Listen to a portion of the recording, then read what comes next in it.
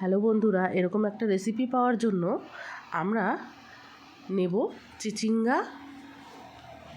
এরকম সাইজের আমি 3টে চিচিঙ্গা নিয়ে নিয়েছি। এবার এগুলোকে আমি এই চাকুর সাহায্যে এভাবে আঁচড়ে আঁচড়ে পরিষ্কার করে নেব। এটাকে এইভাবে আঁচড়ে আমি সব খোসাগুলোকে তুলে নিচ্ছি। সব তোলা হয়ে গেছে। এখন আমি এইভাবে গোল গোল করে কেটে মাঝখান থেকে আমি দুভাগ করে এইভাবে কেটে নিচ্ছি।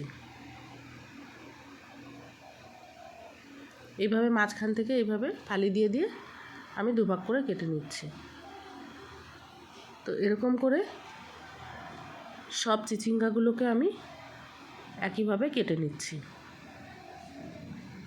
সব কাটা হয়ে গেলে পরে আমি এখন নিয়েছি কিছু চিংড়ি মাছ।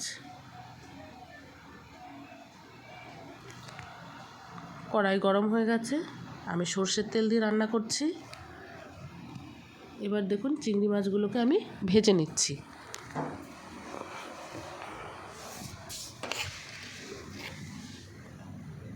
চিংড়ি মাছগুলোকে এইভাবে হালকা সোনালি করে আমি ভেজে নিলাম। এবার আমি চিংড়ি মাছ তুলে নিচ্ছি। ভাজা হয়ে গেছে।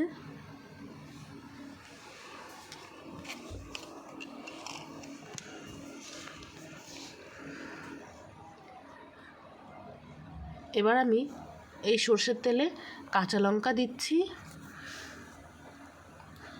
আর কালো জিরে দিয়ে দিয়েছি। এবার আমি ভালো করে সম্বারটাকে নাড়িয়ে নিচ্ছি। এখন কেটে রাখা পেঁয়াজ কুচি আমি এই তেলের মধ্যে দিয়ে দেবো। ভালো করে পেঁয়াজটাকে নাড়িয়ে ছাড়িয়ে একটু ভেজে নিচ্ছি। এখন আমি দিলাম পোস্ত আর কাজু বাটা। এটাও আমি তেলের সঙ্গে ভালো করে মিশিয়ে ভেজে নিচ্ছি।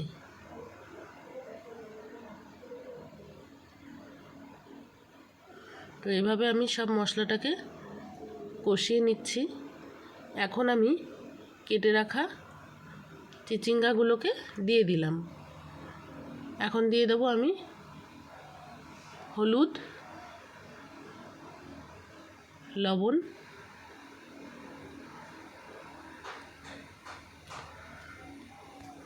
এবার এটা ভালো করে আমি মিশিয়ে নাড়িয়ে এর উপর থেকে আমি চিংড়ি মাছগুলোকেও দিয়ে দেবো। এবার আমি ঢেকে দিচ্ছি। দেখুন অনেকটা কমে গেছে। এবার আমি ভালো করে নাড়িয়ে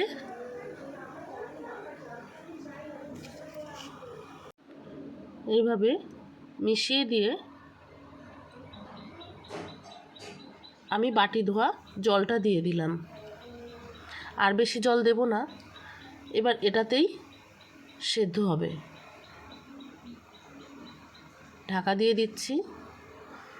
10 মিনিট হতে দেব লো ফ্লেমে। এবার দেখুন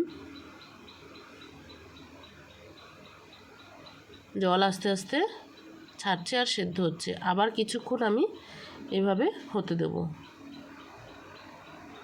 এটা ঢাকা দিয়ে দিয়ে ধীরে ধীরে রান্না করার সবজি। তো দেখুন এখন বেশ গায়ে গায়ে মশলাটা হয়ে গেছে আর সবজিটাও সেদ্ধ হয়ে গেছে ভালোভাবে। এবার আমি ধনেপাতা কুচি দিয়ে সবজিটা নামিয়ে নেব।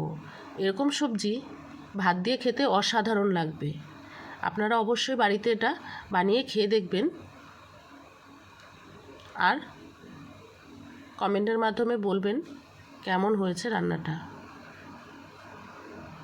নতুন হলে এই চ্যানেলে সাবস্ক্রাইব করবেন, শেয়ার করবেন, লাইক করবেন। সকলে ভালো থাকবেন।